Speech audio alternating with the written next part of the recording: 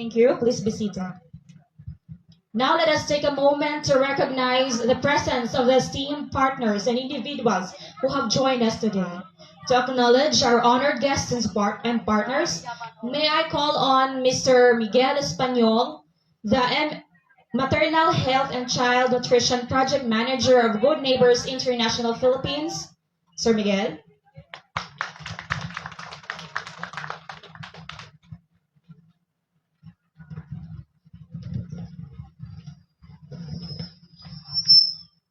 Once again, good morning to all of us and maupay na aga sa ating lahat.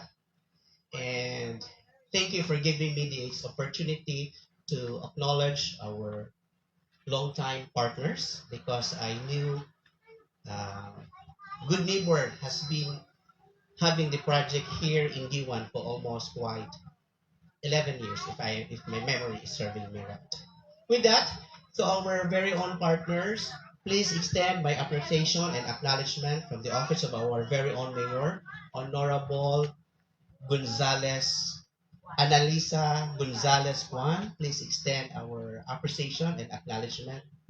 And palakpak naman po doon for the trust, and which is now represented by our ABC President, Miss Mary Charmaine Gonzales Villar. Thank you po. And of course, we would like also to acknowledge from the Office of Municipal Agriculture, very energetic, Mr. Efren Berongoy. Thank you, sir. Acknowledging your effort, you shared to us, you input to us regarding yung backyard gardening. And thank you for your yung pagbibigay po ng snacks through a healthy snack lang dahil sa lettuce. Maraming salamat po. And of course, from the office of MSDO, which is represented by Ms. Myra Gailon, welcome. Thank you very much. Indeed, during our training, si Ma'am Zinaida po ay always reminding us to ensure a holistic approach since yung programming namin is nag-handle po ng mother and child, which is belongs to the vulnerable group. So thank you for that input. And of course, we would like also to acknowledge our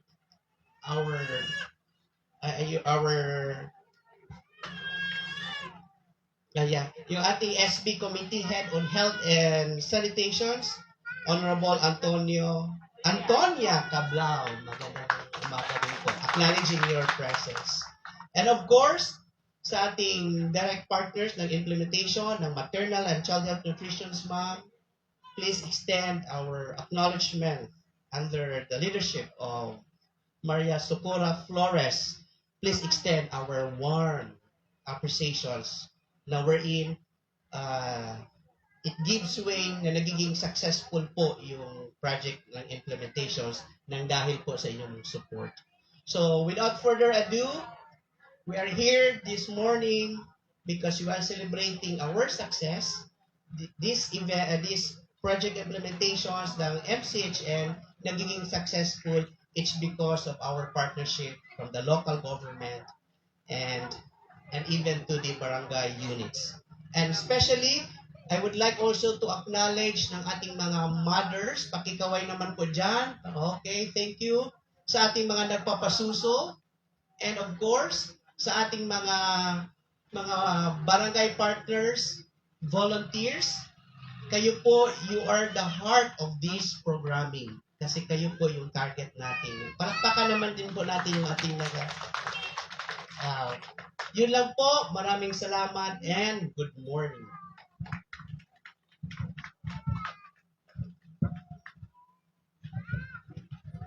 Thank you, Sir Miguel, for that warm acknowledgement of our guests. Indeed, this event would not be possible without the presence and support of our dear partners. Let us give them a round of applause, please. To officially welcome us all and set the tone for this meaningful event, may I now invite Ms. Malu Ivardone, the Municipal Nutrition Action Officer of the RHU Giwan, to deliver the opening remarks. Let us all give her a warm welcome. To our acting mayor for today, our ABC president also. So, Honorable Mary Charmaine G. Villar, to Honorable Antonia R. Cablao, our SP on Health, to Sir Mark Regan, okay. Sir Mark Malaka, the Field Manager of Good Neighbors, Sir Megs Espanola, Project Coordinator, and Dr. Aling Rose Novacler Lobo, our DPPB, all RH staffs, mga mamis, kaaniya na, BHWs, good neighbor staffs, good morning. So to Sir Efren also and Ma'am Myrna from DSWD, good morning po ha atong mitanan. So we look at this event, the turnover of the extension and renovation of the extension maternal and child building. So amo po inhiya nga building yan. So we are blessed to have this newly renovated spacious and conducive health facility for our mothers and for the babies. So matanan, pwede po makatagamtan hiniga beauty. So, in behalf of the RHUG1, we would like to thank our NGO partner, the Good Neighbors, headed by Sir Mark Regan, and of course, Sir Megs, ang punong abala ng project na ito. Sa our deepest and sincerest thanks to all your support to us, RHU. Diril ako kasi inin-era support nga ginahatag haamon.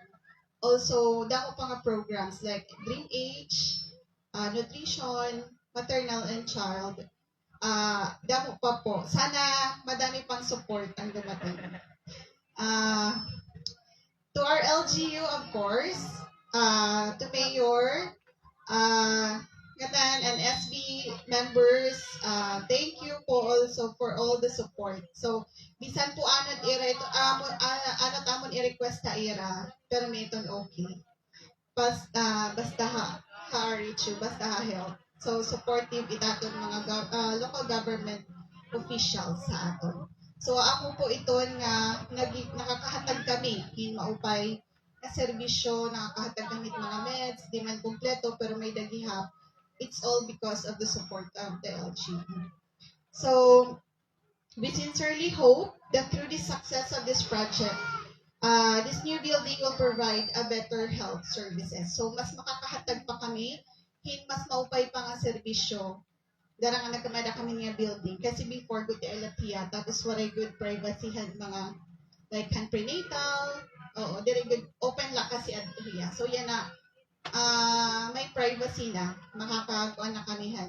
So, much better po ang amon makakatay na service. So, once again, welcome everyone and thank you for taking time to attend this activity. Thank you, Ms. Malu, for that heartfelt message. It is clear that today's turnover is more than just the completion of a facility. It is a symbol of hope and progress for our community, the community of Giwan. Breastfeeding is a vital aspect of maternal and child health, and its benefit cannot be overstated. To give us a brief overview of a breastfeeding awareness, let us welcome Ms. Hannah Krista S. Dignos, Health Education Promotion Officer of the RHU of Giwan, who will share valuable insights with us. A round of applause, please. Thank you. Good morning, everyone. Hello. So, I hope tanan nakakarawat han pamphlet na ginpa-distribute namon kasi we were trying kuntahan projector pero diri magiging visible. So, nag-create na lang kami pamphlet so that everyone can see and can read kung ano itong akong karuyag ipabot sa iyo. So again, mo pa'y naaga ha aton nga tanan. I-discuss ko hinhaliputay gudla talaga kung ano iton kariyog signon hiton eksklusibo nga pagpapasuso. So una, ano iton kariyog signon hit eksklusibo nga pagpapasuso. So kilala rin ito bilang exclusive breastfeeding. Ito ay ang pagbigay ng gatas ng ina sa sanggol bilang natatanging pagkain sa loob ng 6 na buwan. So, 6 months na pagpapasuso, waray iba na ginhahatag kan baby, kundi rin ang aton gatas na ginproduce ang aton mga suso. So, ano iton benepisyo iton pagpapasuso nga exclusive? So, pinakamainam ang sustansya, madagmit matunaw hitian ni baby. Di ka makaka-experience in constipation ng pagdiarrhea itong bata since itong gatas it nanay, madagmit matunaw hatian ni baby. Ito inigihapon in pinakamaiha nga laban itong infeksyon. Kasi itong antibodies ni nanay, pinaagihit pagpapasuso na hipapasa nga do itong anak. Then, tumutulong ito sa pagpapatibay ng relasyon ng sanggol at ng ina. Nakakatulong din ito sa pagpaplano ng pamilya. Kay iton exclusive breastfeeding or tinatawag natin family planning nga lactational amenorrhea method usa nga pamaagihin pag plano hit pamilya. So kung nag-exclusive breastfeeding kita within 6 months, nakakapagpugong iton nga bumalik dayon ni taton regla so diri ka mo makakabugos diretsuhing bata. Pero kung during nagpapasuso ka mo, bisan pa exclusive bumalik ang regla, kariyag signon, kailangan na natin higibang sagang. Okay? Then, ano itong colostrum? So, ang colostrum, ang antibody inihiya naging create han lawas ang aton mga nanay. So, nagawas inihikan lawas ni nanay, pinaagi iya suso between 2 hanggang 5 araw. So, first 2 to 5 days nga pagpasuso. Colostrum iton nga aton gimpapasuso iton bata. So, ano iton gamit iton colostrum? Damot itiya white cells or an aton defense han lawas na tinatawag ng hinmay da inihiya growth factors ng vitamin A. So, kumbaga, ang nga tanan nga nutrisyon nga kinahanglan ni baby, han iya unang nga mga adlaw, makukuha iniha colostrum. So, importante nga, paggawas it bata, nga dahiton iya, hiton paggawas itong colostrum, dapat napapasuso talaga hiya.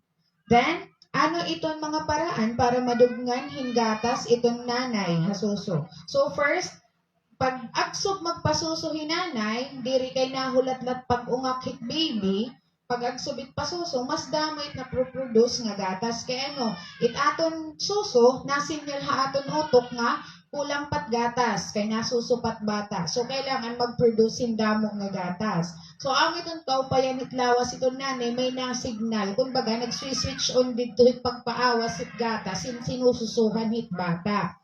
Ano pa ito ni kaduha? Dapat nakaon kita hintama. Kaya kung diri ka mo nakaon hintama, nga diri ka mo para inumin tubig, ayaw ka mo hipausa kung kay nga guti it iyo gatas na tawahi atin. Oo, ayaw hipausa kung kay gutit imo gatas, kung diri ka na inom nga nakaon hintuhay. Kay syempre, di ba? Paano mo maihahatag habata itwaray haimo? Kung kulang ka hakaonan, kulang ka tubig, diri iton magawas. Okay, then tapos, iton prolactin or iton activator iton imo pagpagatas, damo iton itiyan na producing gabi. Asya nga ayaw ka mo hipausa, nangangaturong kita pag matahit aga, mabugat. Diba? Mga nanay nga napasuso. Kasi damo iton ang na-produce nga gatas overnight. So, mapasuso ka good mismo imo pagmata. So, dinhigi hapon ha aton maternal and child, may dakila tinatawag nga breastfeeding check. Ano itong check? Kareg singon. Itong check, kareg singon, itong tama, sapat, ng eksklusibo. So, itong tama, dapat ginugin, titikangan it pagpapasuso, hit unang nga oras, hit pagkaanak ng sanggol, then, ipapanatili nga nakalapat it bata, didihiton aton, dughan. Diri kay, ginbutlaw kapag iri, ibubutang mo ibibiha kilid, dere. Dapat nakalapat didughan kay itong connection hit naning ang hit bata as siya itong usapa nga nakakapagpadamo hiton aton gatas. Then, sapat ang gatas ng ina para sa kanyang sanggol. Bantay iliwat ngayon yung mga bata kay bangin, mamalnourished iton kay diri ngay an eksakto ito niya gatas nga nakukuhain. Kung baga bitin ba, kulang, baga kat ininom tubig nga, inuuho ka indoro, katungala lang ngayon ang baso ang sulod. So diri masasatisfy it kagutuman han bata. So panginanuhan ninyo itong mga signs kung talaga nabubusog ba hi baby or diri. Then eksklusibo,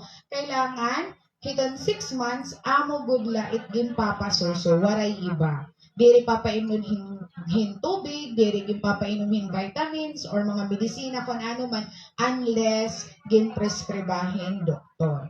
So aside from that, may datagin tatawag nga unang yakap. Last na ini naman na discussion. Ano it may ada ha unang yakap? So ha unang yakap, an agaran at mabusising pagtuyo sa bagong silang na sanggol. So diretso gindra-dry iton bata, nganhin ginpapananatili na nakalapat ang sanggol sa dibdib ng ina. Then, may ada tamang nga timing han pag-utod han iya cord. Di ba ang mga nag-anak? Diretso paggawas ni baby, papahangkupon diretso, di ba? Diri kay paggawas diretso putol, tama ba? Paggawasit bata, pahangkup anay, then gintatimingan it pagputol hiton pusod, nga nagkokonek, hamplas ang tanganin ng bata, then huwag ihiwalay ang sanggol sa ina para sa maagang pagpapasuso. So, tulong-tulong sa pagpapasuso sa first 1,000 days. Ang 1,000 days, again, natikang han pagburod, han bata, diri kay han paggawas. Okay? So, natikang hatiyan pala, nga dahan iya pag 2 years old. Okay? So, damo nga salamat. Amo lapuad to ang exclusive breastfeeding. Good morning.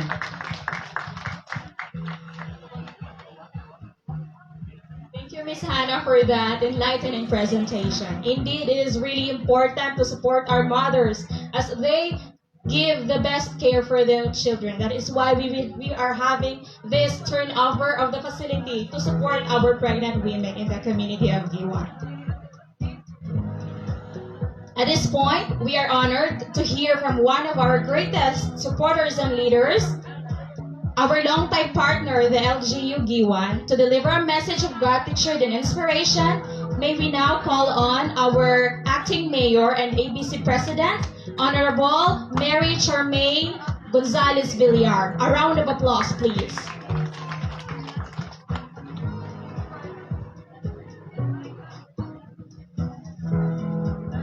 Thank you, ma'am. Naku na muna, di pa ako.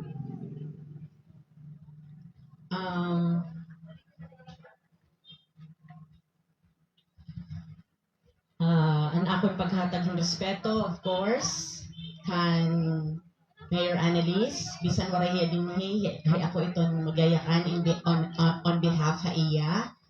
Of course, kan Vice Mayor Veronica Cabacaba Ramirez, SB members, adit aton Chairman of Committee on Health, ni Mana Tonya, Konsehal Tonya, and aton active nga department head, han Department of Agriculture, ni Sir Efren, and a representative, hiton MSWDO, kan Ma'am Sinay, kinarepresentahan ni Ma'am Mirna.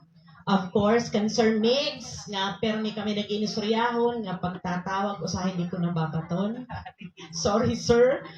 Of course, kan Sir Mark Regan Malaka, han una, han bago palak nga ABC President, kami ini ang permi nagko-communicate. Of course, kan Doktora Flores, hain ni Doktora, maray dinhi. Ngadto kan Doktora Lindy Rose, good morning po, Doc. Of course, LGU, RHU, nurses and staff, mga igkasiko mga estudyante, ganito joke. Gutay lang nga patalastas, karoy ko talaga ito magsulot himbusa. Waray lahin na yun kay ginbuyong ako. Maupay nga aga, mga kag-anak, adit ak mga taga-barangay 10, mga BHWs, ano pa, maupay nga aga aton mga tanan. Tuguti ako niyo, hit pagbukad, hit akon speech. It is with immense gratitude and pride that I stand before you today as the OIC Mayor of Giwan, representing our beloved Mayor Annalise. We are gathered here to celebrate not just the visible milestone of progress, but also the incredible partnership that has brought us to this moment. Today, I speak on behalf of the people of Giwan when I say, thank you, good neighbors. For years, you have been more than just an organization. You have been a beacon of hope, a constant reminder that kindness and compassion have the power to transform lives. If good neighbors asya nalainit ng sasalin ni NGO dinhigiwan. Ikanan aton hayulanda, waray good ini hirabaya ha aton, so permi inhiya kahani ha aton. Your unwavering support for our community has been a lifeline, and your recent contributions to the renovation of our rural health unit and the construction of an extension for maternal health and child nutrition speak volumes of your commitment to uplifting those who need it the most. So asya ini an eragin construct and kanan good neighbors. These projects are not merely structures. They represent a promise that every mother in Giwan will feel safe and cared for as she brings new life into this world. Kundi tungodhan, good neighbors, diri magiging komportable itong mga nanay nga mag-aanak. Magpapaanak kita din, eh? Diri. Okay, oo, sige. Magpapasoso, and kung ano pa nga pwede kagamitan, hindi nga bagong structure. Itakpakiana, pwede ba ini relocation? Evacuation area ba ito, Joe? Tungkol dito kapitan, usahay, nagproproblema kami ito, evacuation center, oras in Baguio. Okay, and the promise that our community will continue to move forward healthier and stronger than ever before. Your dedication has inspired us. It has shown us that we can achieve great things when we work together with a shared vision. And because of your trust and investment in Giwan, we commit ourselves to taking care of these facilities, ensuring that they serve their purpose and make a difference in the lives of our people. You are not just our partners, you are part of our family here in Giwan. Together, we are building not only structures, but also brighter futures for every family, every child, and every life you have touched. On behalf of the local government and the people of Giwan, I thank you from the depths of my heart. May this partnership continue to grow as we work hand in hand to create a better, healthier, and more hopeful tomorrow for all. Thank you, good neighbors. Thank you, maaton nga tanan, nga maupay nga aga hayon.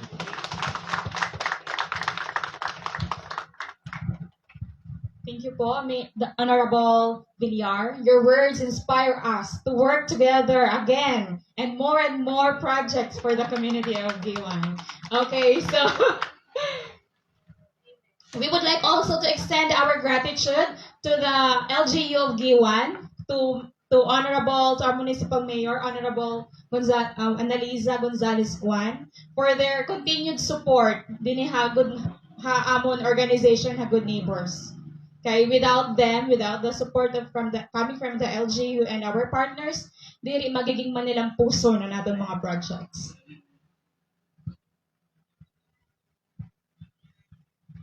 Now to formally accept this newly renovated facility on behalf of the RHU and the community, let us hear from Dr. Lindy Rose Nova Claire, our Doctor to the Barrio of the Municipal Health Unit of Giwan.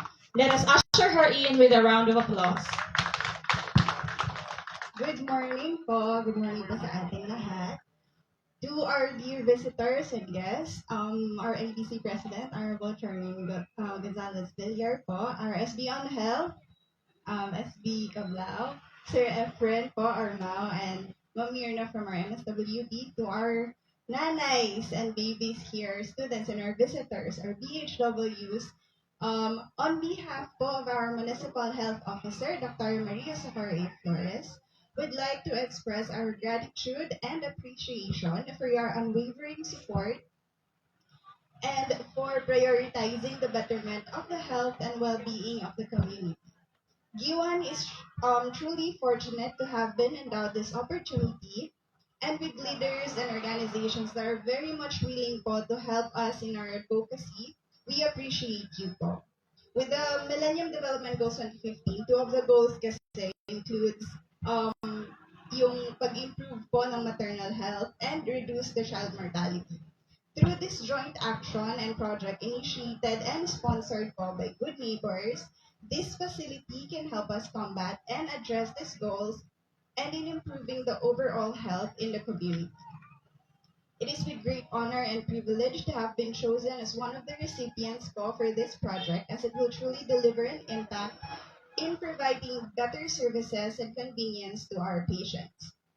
Thank you for your hard work and perseverance in attaining an accessible health delivery and for your unending support. Again, thank you po and good morning. Thank you, Doctora. Let us also hear another message coming from the Municipal Health Officer of Giwan, Dr. Maria Socorro Flores, to be given to us by Miss Analea Chua, our public health nurse. A round of applause, please.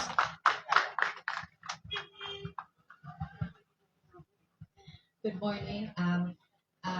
Karuyag mo ni Dr. Flores Tumadi since maybe she doesn't feel well pa and may dala niya short message nga gusto pa niya idugang ng kan Dr. Lindy. So babasahon ko na la. So, greetings. The welfare of our clients has always been of utmost consideration.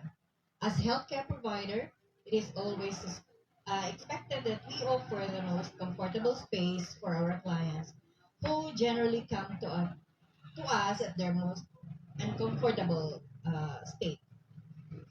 The new infrastructure will undoubtedly improve the effectiveness of our healthcare services, and we are looking forward to being able to improve the health-seeking behavior of our constituents by providing them with better and comfortable facility. Di ba? Maupay na at facility.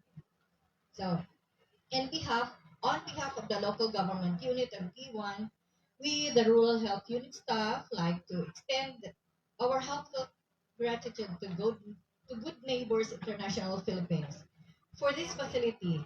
Your commitment to us to enhancing the quality of healthcare services for Giwananos is so inspiring. We do promise to make good use of this facility and hopefully make lives better for our people. Thank you, thank you, thank you. We are truly grateful for your support of to all our programs. Thank you, Ma'am Chua, and please also extend our gratitude to Dr. Flores. Ayan. So next, we would like to welcome another message from our partner, Honorable Antonia R. Cablao, the SBM Committee on Health and Sanitation. Please usher her in with a round of applause.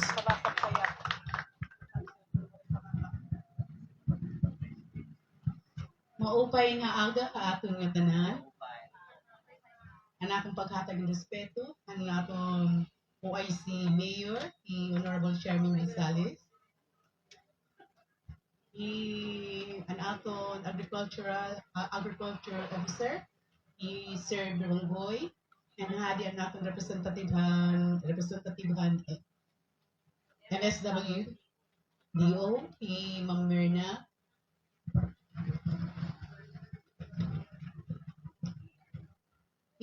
Dr. Flores, waray man din kan Mr. Miguel Espanyol, the Good Neighbors International Maternal Health and Nutrition Project Manager. Morning, sir. Ma'am Malo Bardoni, who is the Municipal Nutrition Action Officer. Mr. Mark Regan Malaka, the Field Manager of Good Neighbors. the LGU, RHU, then the LGU G1, RHU, and good neighbors. Ang mga nanay nga haniya na, again, maupay nga aga hapon nga tanan. Today, we are gathered to celebrate another milestone in our collective efforts to prioritize the health and well-being of our community, the extension and renovation of the RHU1 outpatient building, specifically for the maternal health care, is a testament to our commitment to providing better healthcare services for the people of Kiwa. Arin ko rin nakabasa kayo So the project holds profound meaning.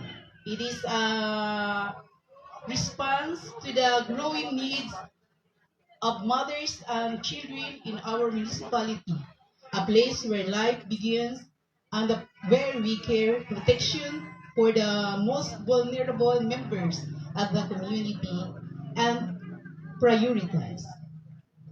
The improved facility will not only provide better access to healthcare, but also ensure a dignified and nurturing environment for every mothers and child who walk in its door. To the LGU, in behalf of the LGU, our deepest gratitude to everyone who made this project possible, from the hardworking team who planned and implemented the foundation. And of course, our generous partner, the Good Neighbors International.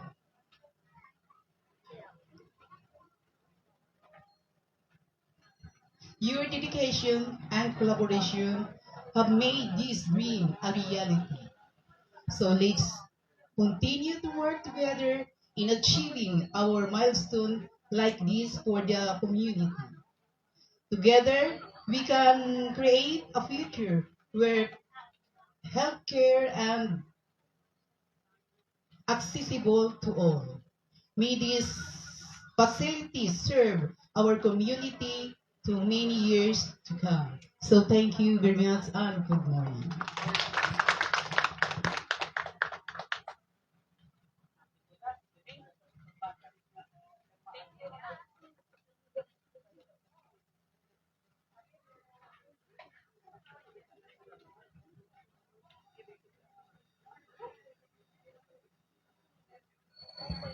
Thank you, Honorable Cablao, for that message.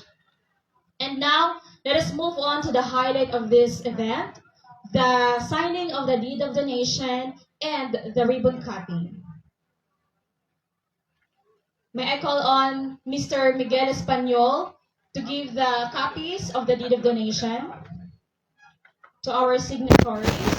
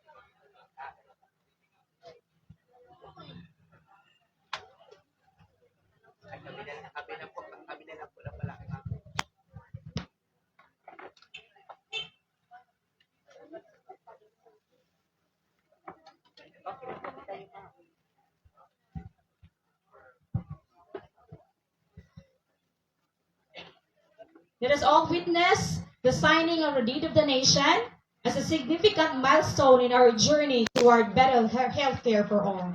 A round of applause, please, for our leaders and partners.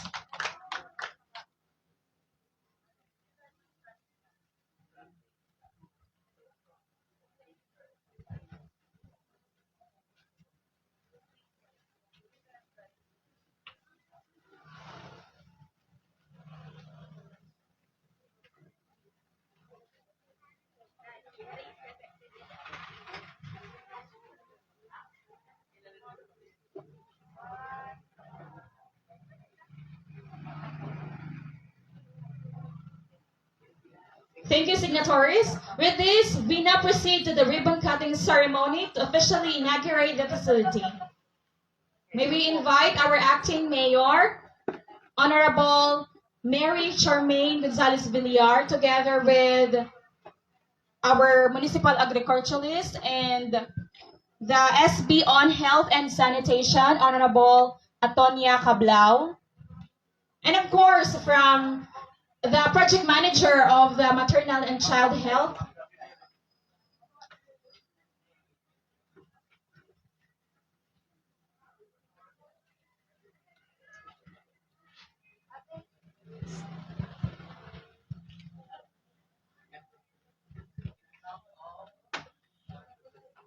in the count of 1 to 3, let us witness this significant milestone. In 1, 2, 3. Let us all give them a round of applause. Yan.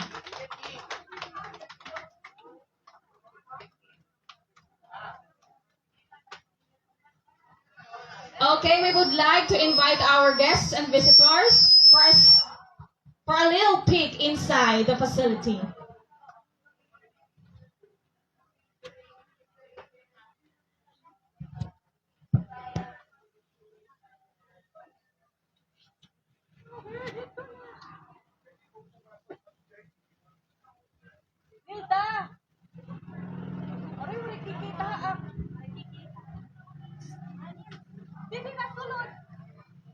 For our PHWs and students, pwede po kita kumita. Yan. For a little while, kung ang sulod, ito yung facility. Our BHWs,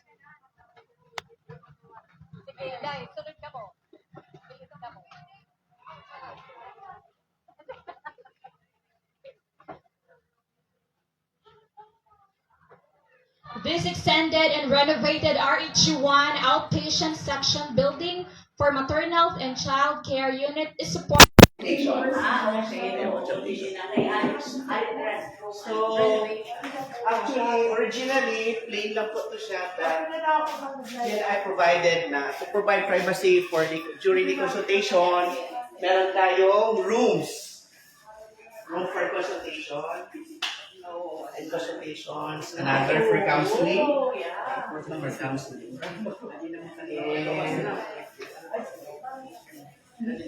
Malakay din nila yung mga, you could put also items here, yung mga records nila in these sections. Parang serve as the receptions.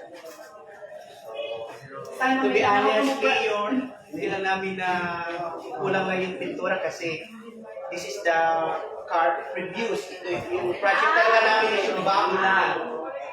But we are trying, it's not a promise, we're trying na. Coffee, pero matitirang budget. Sana may another project. Meron din po yung More to come, more to come. Hopefully it will serve the purpose.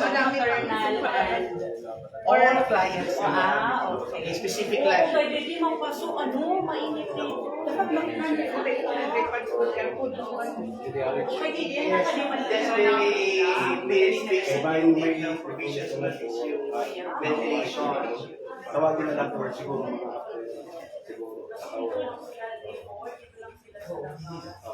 or ano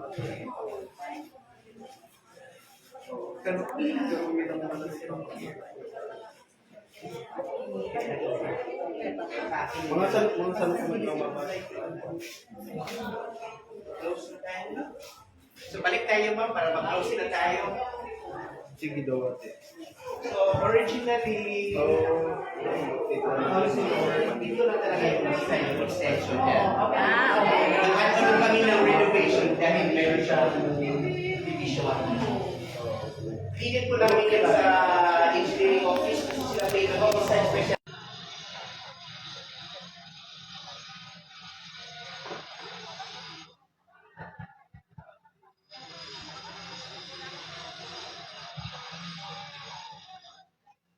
All right, before we conclude, let us capture this memorable occasion through a photo opportunity. May we invite our signatory together with Mr. Espanyol.